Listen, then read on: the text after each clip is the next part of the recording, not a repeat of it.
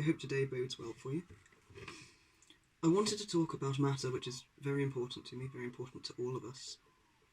And I wanted to do so in the way I usually find most helpful, which is just a clinical portrayal of facts and things that can help. But I found that it was very difficult to plan this vlog in a clinical and diplomatic way, because this is not a clinical issue. And I think really that kind of capitalizes on what I want people to be aware of. That this is not just about the statistics, this is about real people and their everyday lived experience. Often when I'm talking to people who aren't part of the trans community, they seem to think that the figures are somehow exaggerated, that I'm using emotive language to try to convince them of a point in my argument, rather than understanding that I am genuinely terrified for the people of my community and for myself every day. And that these statistics, these figures, are very, very real. If you're not in it, then they probably sound very shocking. They are shocking, but you just get so used to it when you live it. It still breaks my heart that people could think that we would be exaggerating this or making it up or making it out to be a bigger thing than it is, when they can't even possibly comprehend how much of our lives this touches. Every day I have a minimum of at least 20 posts from people I know, from friends, from support groups. This isn't even including newspaper headlines or articles written about people that I didn't know, and now will never have the chance to. Transgender hate crime has risen by 81% in the last financial year, with 1,944 reported cases in 2019 compared to the years in 2016 and 2017, where it was 1,073.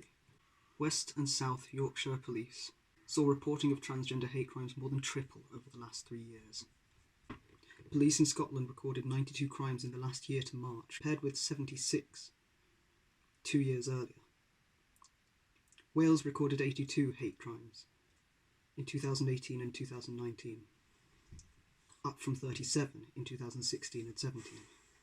According to one source, there's been recorded 2,333 crimes between 2018 and 2019, compared to 364 recorded offences in 2012 and 2013.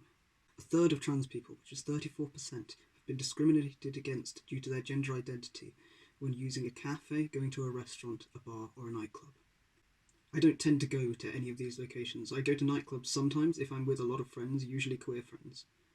And every time I do, I make sure that I have something I can fashion into a weapon immediately within my grip, because I'm scared that I'm going to get attacked. I don't use the bathroom if I can help it. I don't go anywhere alone. I stay out of places in the nightclub which are dark, and I avoid talking to new people. I can't get drunk with friends without being absolutely terrified several points in the night that my mum's going to receive a phone call telling her that I'm gone, or in hospital, or that I've been involved in an incident because of being trans. Stonewall Charity estimated that 2 in 5 trans people, that's 41%, experienced a hate crime or incident in the last year, and 3 in 10 non-binary people. More than a quarter of trans people in the last year, that's 28%, have experienced domestic abuse from their partners. 1 in 8 trans employees, that's 12%, have been physically attacked by their colleagues or customers in the last year. More than a third of transgender university students have experienced negative comments or behaviour from staff. That's 36%. 2 in 5 trans people, 40%, adjust the way they dress because they fear discrimination and harassment. This number increases significantly for non-binary people to 52%. Almost half of trans people, 48%, don't feel comfortable or safe using public toilets. I don't use public toilets if I can help it. If I do, I go in there with an attitude of I'm going to have to do as much damage as I can if something happens, and hope that somebody's decent enough to step in if it does. Every time I travel and I have to use a public toilet for hours of coaches or train stops, I can't go in there without thinking about my partner, my mum and my dogs and what they'd do if I was gone.